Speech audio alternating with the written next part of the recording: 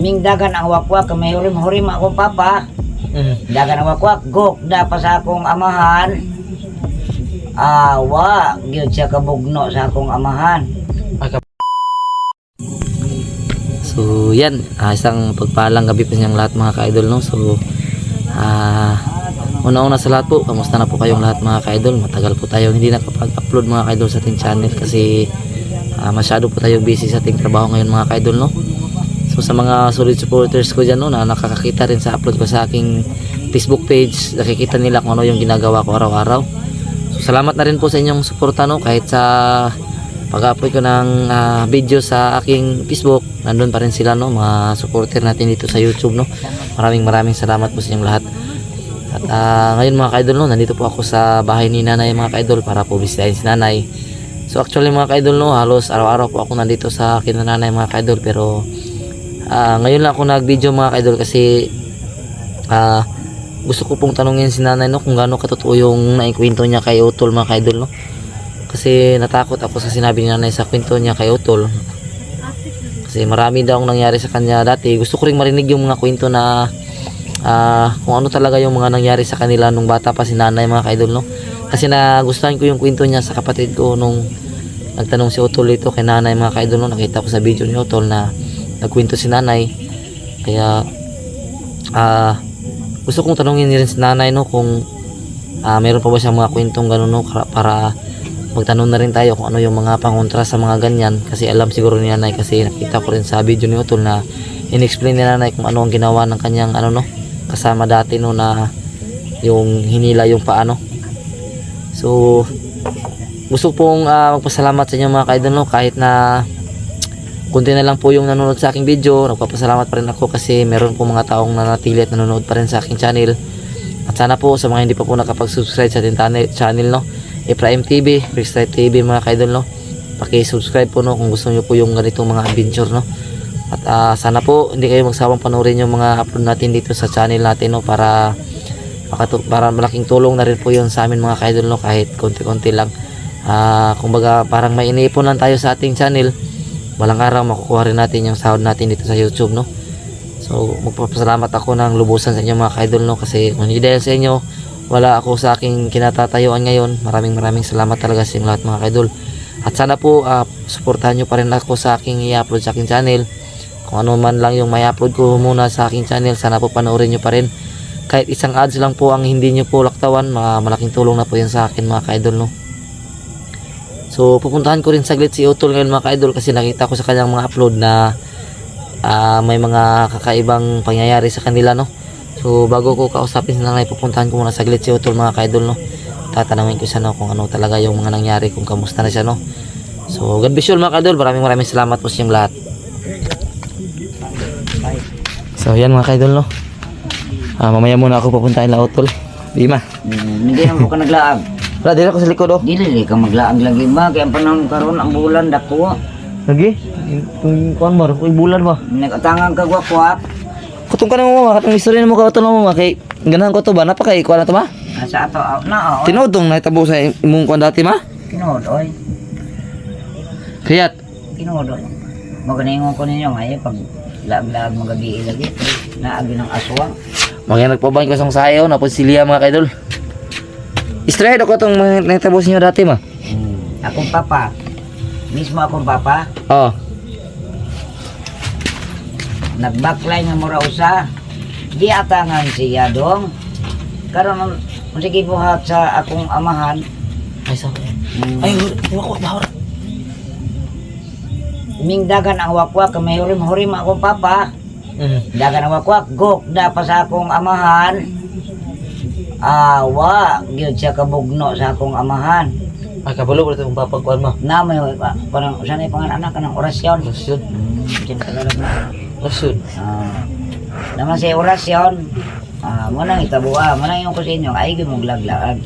Daghan jud ko sa inyong panahon malaghan jud Daghan kayo, daghan. Sino to gibira ang tiil sa imong kuan mo? Oo. Istorya mo ka Akong bana, primero. Gibira Papa ni Utol? Oo. Gibira ang tiil? O gibira ang tiil, ginukuray sila, gibiyang, ko sa balay. Sila kong sininggit nga basiksak on ko dire. Ano dagang kaagi na ko do nga wag mo masayod sa inanang mga wak. Gino kay katong kami ni utol tong last na mong biyahe katong gisundo ko ni utol diri ba? Yatangan mo niya to. Nya karon sige ba tinyo? Kulbaan ni utol eh, wabi ka bulo sa buhaton eh nga. Kaya ito magpangatang. Ito nga nakadalaman si utol siyang baril, iya na mong gipusin niya na. Ang problema na mo kay si utol karon, ang problema na pud kay balik-balikan magdumot yun naman di na makakuha nun. Magdumot yun. Masundan ka naman, ano? Oo, sunod-sunuran juga anak magdumot gina. Uli ka balos? Oo. At hindi na sa ka gawa sa inyo ha. Maningkamot gina sila nga manimaw sa inyo ha. Kung sa may gwapo i-kuha na panguntra na hinanama. Hurim-hurim, muli ng bukbalo ron. Ang akong hurim-hurim karon ang balaang kasulatan nga pulong sa Ginoo. Ang importante na po ang tuktan kay kung sa karon lang pangitabo nga nakupot ko sa balaang kasulatan dong pulong sa Ginoo. Mutingog ang wakwak hagiton ginako. Hagiton ginako sila. Madlog yun ba? Hindi ko madlog. Ay, imong kuan, imong panagang ang Ginoo gyud. Ang Ginoo gyud, ang Ginoo gyud ang ako. Pero mga kaidol no, walang mas malakas na orasyon kung ang Panginoon ang iyong panlaban. Walang mas papantay doon. Ginoo gyud. Ay, ang patigan niya ang demonyo, muluhod pa mga sa Ginoo. Ay, oo. Kasi, labaw, kagamanan ang Ginoo. Way makalabaw sa gahom sa Ginoo, siya ra gyud ang gamanan sa tibuok kalibutan. Unang mag-ingat mo. Pag-ampo mo sa Ginoo na mangatang, kaya mudagan mo na. Manghagit ba ganit Di ba ta kumato diri no kanya. Nag-chat makasakwagan ng buntag, i-text mo nga, wala kay gatas ug kape. Munang ugos na po kani diri kay bisag mahadlok mi. Pabalay ko na akong isa no kay. Ngano na Ang luka ko na isa. Ngano na paggabiiman mo. Di na Busy kayo sa trabaho lagi mga, kasi 5 na akong tingol sa 4. Sige lang. Sampit lang. Maloy ang kukunin mo kay wala kay gatas. Sampit ang biskin ng ugulong. Sampit. Kay nay mo agi gabi, gagian mi diri gabi. Naog ko. Dakos Bible ha, kita ko pa palayo. Asa man mo ba? Wak eh. Pati ni suka. Ay lang kanlok na rin. Ay, Matatakotin kasi yung partner ko mga kaidolo, matatakotin yung taong yan. Ayaw kadlo kay nay pulong sa Ginoo mo gumita ina man ako nero. Gumita ang pulong sa Ginoo na. Muna importante sa tao rong panahon na. Di na ko kabalong orasyon, na ako nabaluan ang pulong sa Ginoo, di na orasyon. Ano? Tingnan namin. Panahon karon kung dili manggaling mga daotan nga tao, napoy mga daotan nga elemento mangan, samok. Mag-ampul ta ilikay man sa Ginoo dong.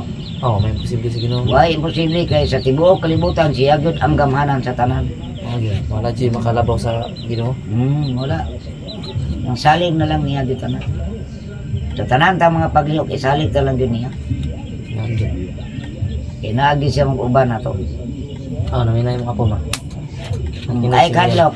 Mga kaidol, nakinig si Liam kaya sa kanyang lula mga kaidol sa story para matakot rin. Na ginawa na. Takot kaya? Hadlok ka? Ay, Loyal. hadlok na may Ginoo. Loyal kung apo ron. Siya mga kaidol, pumunta talaga kami dito para ihatid lang to mga kaidol. Pakita ng gatas.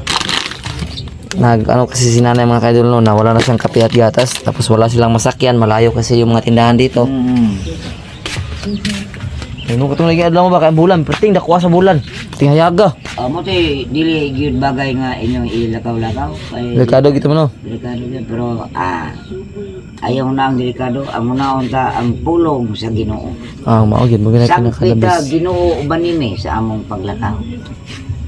Wala may posible sa Ginoo. Wala imposible. Wala. Manghagit gi ko ron sa Bibliara. Noon jud. Nang managan man. Ay lang kadlok day kana may Ginoo day. Ayaw dahi, Josie, ayaw. Di naman ako naroon.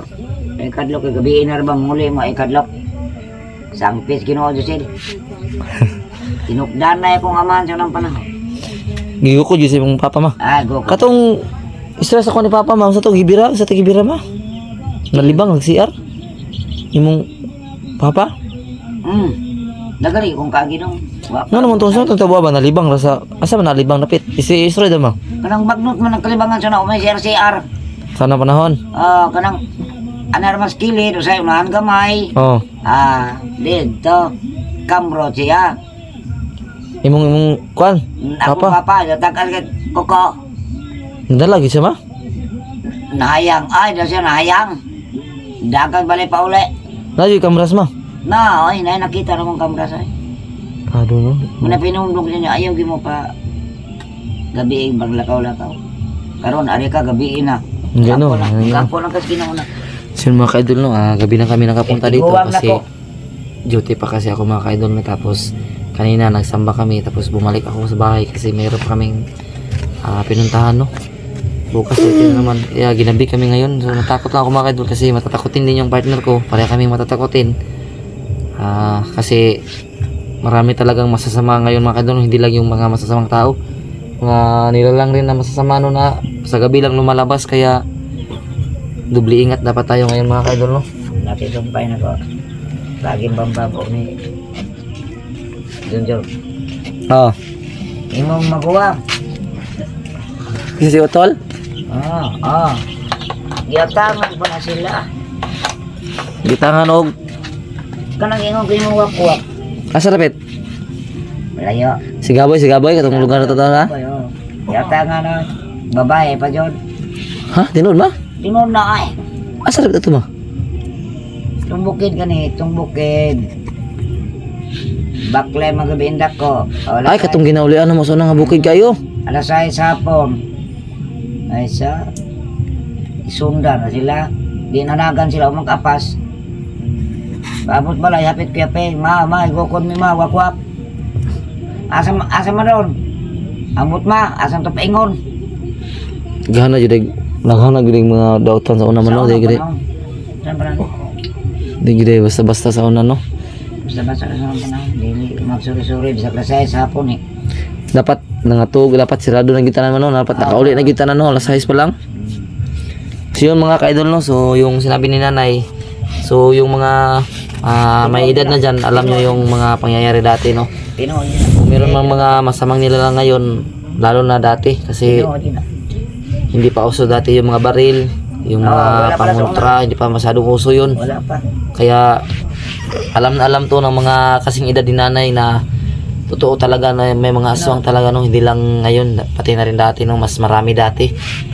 Kaya lang na mas lumiit sila ngayon kasi mas rumami yung populasyon ng mga tao, natatakot na rin sila no. Pero meron pa talaga sa ngayon mga ka-idol no, hindi talaga nawawala yung mga nilalang na yan kasi gawa yan ng masamang espiritu no, na anuhin ang mga aswang no para takutin yung mga tao, hindi lang takutin kundi saktan rin no. Uli taranday hadlo ka? Nado ka sel? Oy, ina talaga nga salis Ginoo. Wala pa, nagkuhan ko ni mama sa story niya pa. Ako uyo-uyo. Isod kayo rong Pa, karon. wala pa. Karong panahon na mura kayo wala na kayo sila magdaghan nga naman pero naalang yapon sila. Dili mo wala ron. Wala magdaghan kaya hadlok man sila sa pulong Ginoo lagi. Hadlok yun sila kay Islam hadlok nga muluhod pa mangani na ilang leader kayo sa Ginoo, samot na sila ra. Ito. Nakalimot na ko sa umang parang akong just kung kinabuhi sa akong mga ginikala. So siguro hanggang dito na lang tayo mga ka-idol no, kasi nandito na ako naka-update sa bahay nila nanay kasi marami ding nagtatanong sa atin no, kung pumupunta pa ba tayo dito no. So yung sinabi ko kanina, araw-araw halos ako pumunta dito, hindi lang ako nagbibideo kasi alam ko naman na nauumay din kayong manood kapag palaging upload na lang tayo dito ng upload, tapos parang pare-pareha lang yung upload natin kaya hindi nyo pinapanood no. Kaya minsan lang ako magawa ng video sa bahay nila nanay para panoorin nyo pa rin mga ka-idol no. Sana po patuloy po yung suporta sa atin no, at sana po manood pa rin kayo sa ating mga upload sa ating channel no, Prime TV. Malaking tulong na po sa akin mga ka-idol no, yung hindi nyo pag-skip kahit isang ads lang po sa aking channel, sa aking video. Sobrang laking tulong na po yun sa akin. Maraming salamat na rin po kasi makakatulong kayo sa aking pangangailangan no. So yun lang mga ka-idol no, maraming salamat sa inyong walang sawang suporta and God bless you all po sa inyong lahat.